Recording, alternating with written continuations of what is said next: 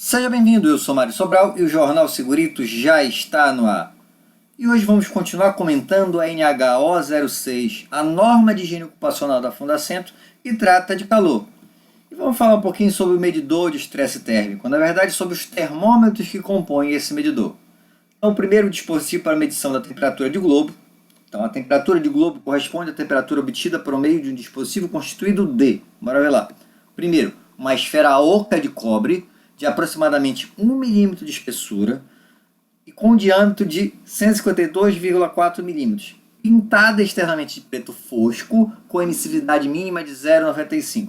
Então percebe que tem uma especificação, tem como tem que ser a estrutura do termômetro de globo. E além disso, um sensor de temperatura posicionado no centro da esfera de cobre, com fixação que garanta a hermeticidade do sistema, impedindo a existência de fluxo do ar no interior do globo para o ambiente e vice-versa. Então eu vou pegar essa bola, esse globo, e no centro desse globo vai ter lá o sensor de temperatura. E uma informação que é importante é que não deveria passar o ar. Eu vejo alguns termômetros de globo que são meio folgados em relação à passagem de ar por baixo, Então deveria ser bem hermético que não pudesse passar esse ar. O que mais? O sensor deve ter amplitude mínima de medição de 10 graus a 120 graus Celsius. Então, olha, ele tem que medir de 10 graus até 120 graus Celsius. E a exatidão igual ou melhor que meio grau, mais ou menos 0,5 graus Celsius. E permitir leituras a intervalos de no mínimo 0,1 graus. Então, o que acontece aqui? Então, por exemplo, eu tenho 24 graus. Ele não podia ler 24, 25, ele tem que ler 24.1, 24.2, 24.3. E aonde é que eu tenho essa especificação? Tu vai pegar lá o manual do fabricante e tem que ter pelo menos isso aqui. Dispositivo para medição da temperatura de bulbo úmido natural, segundo o termômetro. Então, a temperatura de bulbo úmido natural, TBN, corresponde à temperatura obtida por meio de um dispositivo constituído de... Então, aqui ao lado, só... Por curiosidade, é uma árvore de termômetros. Ainda pode ser utilizado, porém é muito raro as pessoas utilizarem. Eu, no início da minha carreira, cheguei a utilizar uma árvore de termômetro dessa. Bora lá. Então, o sensor de temperatura, revestido com um pavio tubular, branco, confeccionado em tecido com alto poder de absorção de água, como, por exemplo, algodão, mantido úmido com água destilada por capilaridade. Então, você vai... Aqui está um exemplo de termômetro de bulbo úmido natural. Então esse copinho está cheio d'água, o termômetro está passando da ponta aqui do copinho e ele vai ser encamisado com esse material, com esse pavio, que vai subir a água por capilaridade. Por exemplo, se você pega e coloca uma ponta de toalha na água, depois de um tempo ela começa a ir molhando, porque a água vai subindo por capilaridade. Então esse é o princípio aqui. O sensor deve ter diâmetro externo de 6 milímetros, mais ou menos 1 milímetro, com amplitude mínima de medição de, tem que medir de 10 graus Celsius até 50 graus Celsius. A exatidão igual ou melhor que, mais ou menos, 0,5 graus Celsius. E permite leituras em intervalo de, no mínimo, 0,1 graus Celsius. Percebe que é bem parecido com o termômetro de globo. E a utilização de pavio folgado ou apertado sobre o sensor poderá interferir no resultado da medição. Então, aquele pavio, que encamisa o termômetro, nem pode estar muito apertado, nem estar folgadão. E o bulbo seco, o dispositivo para medição da temperatura de bulbo seco. A temperatura de bulbo seco, TBS, corresponde à temperatura do ar obtida por meio do dispositivo constituído de... Então aqui ao lado, só para você verificar, o globo, o bulbo seco, indicado pela seta, e o bulbo úmido. Mas bora lá. Sensor de temperatura com amplitude mínima de medição de 10 graus Celsius até 100 graus Celsius. Exatidão igual ou melhor que mais ou menos 0,5 graus Celsius e permite leituras a intervalo de no mínimo 0,1 graus Celsius.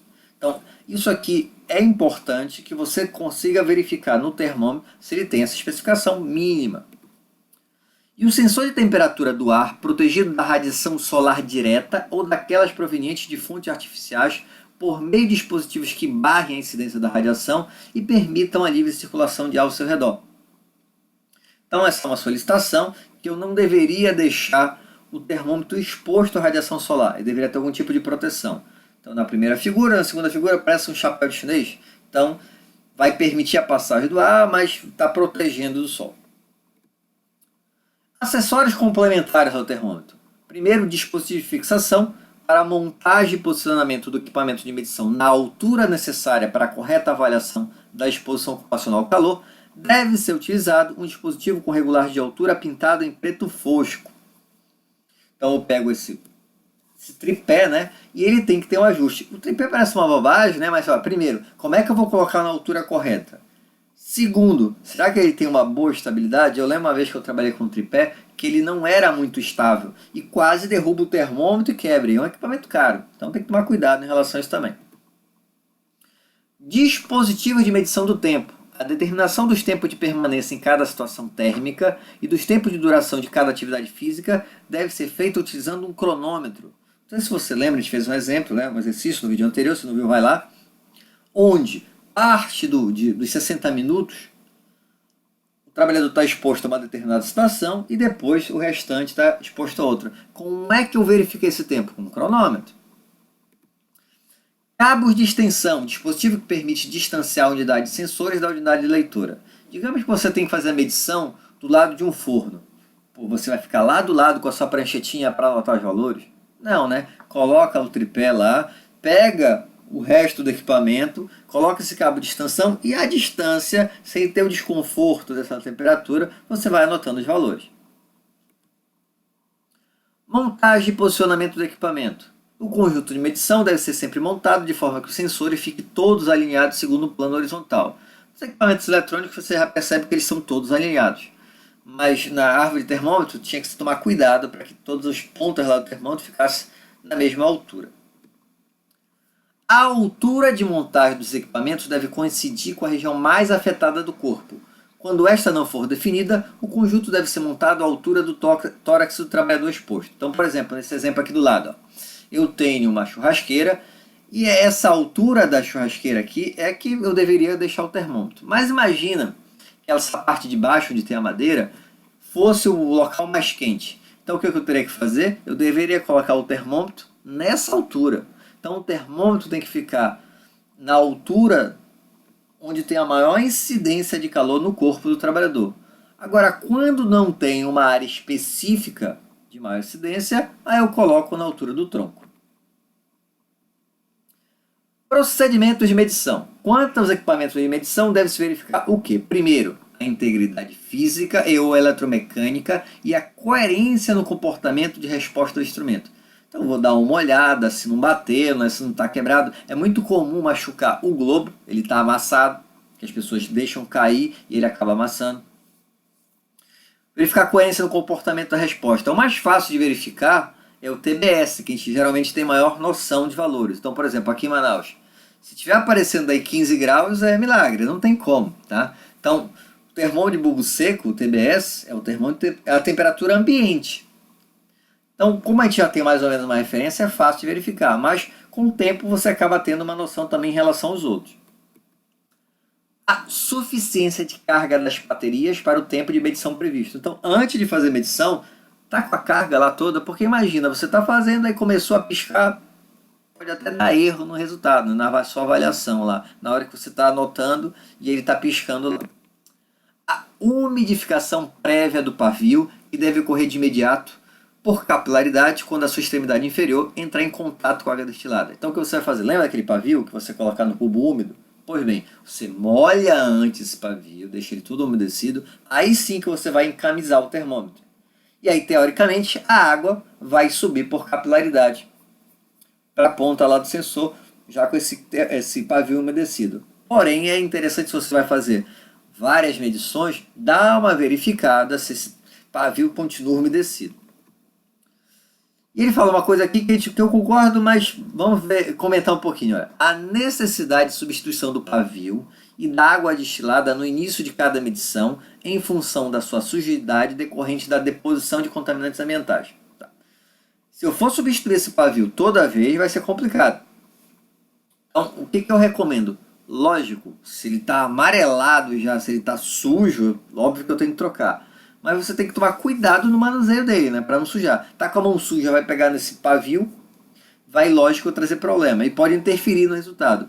E a água, sim, a água destilada você coloca, depois você pode até jogar fora, coloca de novo. Não é tão complicado conseguir água destilada.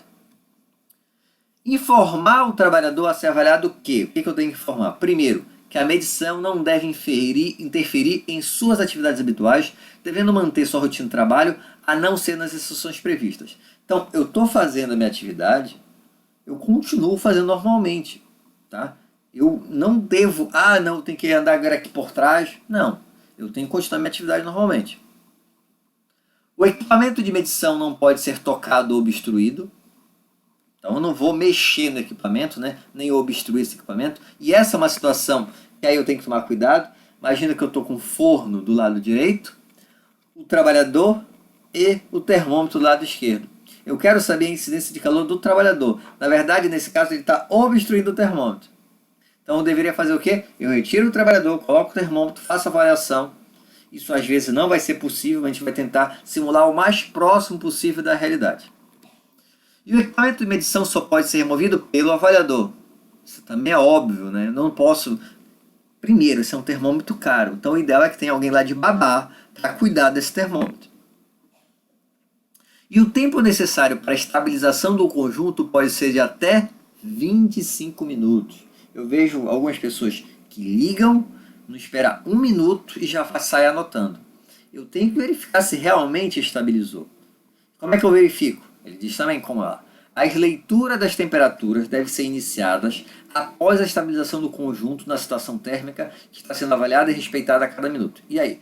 Devem ser feitas no mínimo 5 leituras ou tantas quantas forem necessárias até que a variação entre elas esteja dentro do intervalo de mais ou menos 0,4 graus Celsius. Então percebe que eu não posso ter, por exemplo, 26 e depois eu olho de novo, daqui a um minuto deu 27. Não estabilizou, né? Deveria oscilar em torno de 0,4, mais ou menos 0,4 graus. Então já na primeira casa decimal, depois da vírgula, eu não posso oscilar mais ou menos do que 0,4. Para trabalhos a céu aberto, é comum ocorrer variações significativas das condições térmicas, normalmente decorrentes de variações rápidas da velocidade do ar e sombreamento. Então bate um vento ou passa a nuvem, né? Sombreamento temporário. Que interfere nas trocas térmicas por radiação e condução e convecção. Então, em área aberta é complicado realmente fazer a medição. Mas o que ele fala aqui? Ó? Quando forem constatadas essas variações, deve-se observar que se trata de uma condição instável, não representando a situação de exposição mais desfavorável e, portanto, não sendo válida para a caracterização da exposição ocupacional do trabalhador.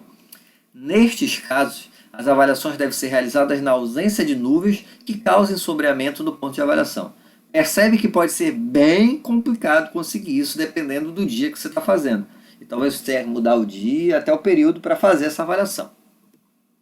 Agora, destaque-se, no entanto, que quaisquer condições de exposição cujos resultados estejam acima do limite de exposição, independentemente de representarem a situação mais favorável, devem ser consideradas para fins de adoção de medidas de prevenção e controle. Isso é uma coisa bem importante. Bora lá. Você vai fazer a avaliação de, sei lá, de 13 às 14 horas é o horário que você considera mais quente. E é realmente mais quente. Você fez a avaliação nesse período e esqueceu o resto.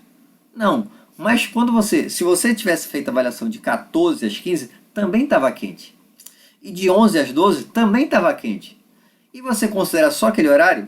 Você deveria fazer todos os horários que estejam acima, que haja a possibilidade de estar acima do limite de exposição. Porque você vai ter que ter controle em todos esses horários. Se de 8 às 9 da manhã não é o horário mais quente do dia, mas nesse horário está acima do limite, você vai ter que ter controle também. Então você tem que fazer essa avaliação do dia todo. Não precisa necessariamente tirar a temperatura, né, medir tudo, mas você vai fazer primeiro uma avaliação qualitativa e depois vai confirmar com o uso do medidor de estresse térmico.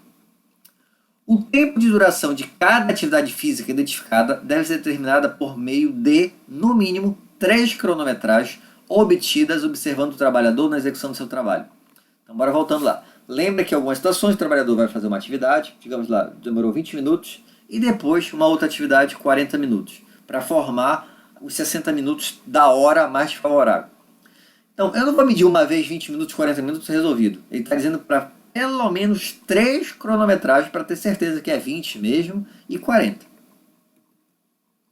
E deve ser registrado em planilha de campo. O que você vai lá para o campo, o que você vai colocar na sua planilha? Então, para cada situação térmica identificada, você vai colocar a data e o horário de início e fim da medição. Então, você fez das 13 a 14 do dia tal. Ok. A descrição das características ambientais e operacionais que a compõem. Então, como é que é o ambiente de trabalho e com o que esse trabalhador executava naquela atividade. Os dados obtidos nas medições de temperatura. Então, os valores lá do TBS, DBN, TG. Os dados de cronometragem do tempo de duração da situação. Então, o tempo de cada atividade que ele faz. Isso tudo vai estar nessa planilha.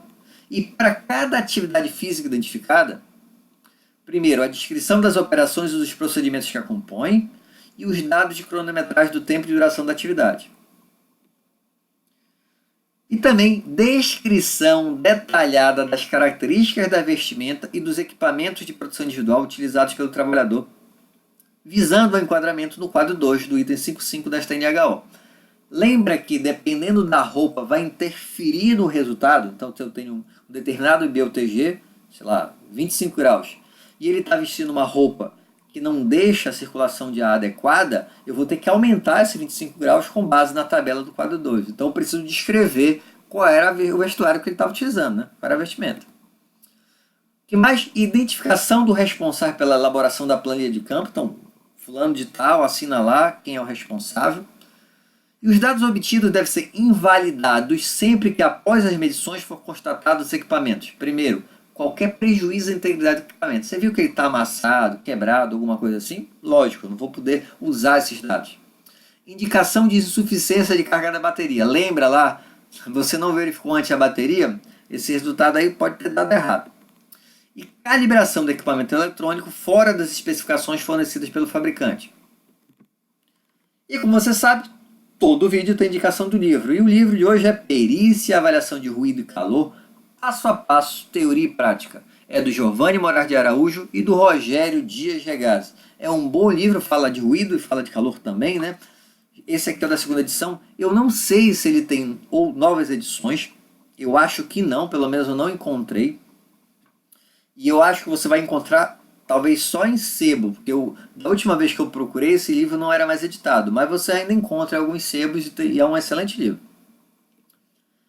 E quer entrar em contato comigo? Manda um e-mail, mariosobral@jornalsegurito.com, ou escreve aí embaixo, né? E quer receber os slides, é só mandar pelo e-mail também. Então, você já sabe, né? Curte, compartilha e também se inscreve para toda semana receber um vídeo novo. Um abraço e até o próximo programa.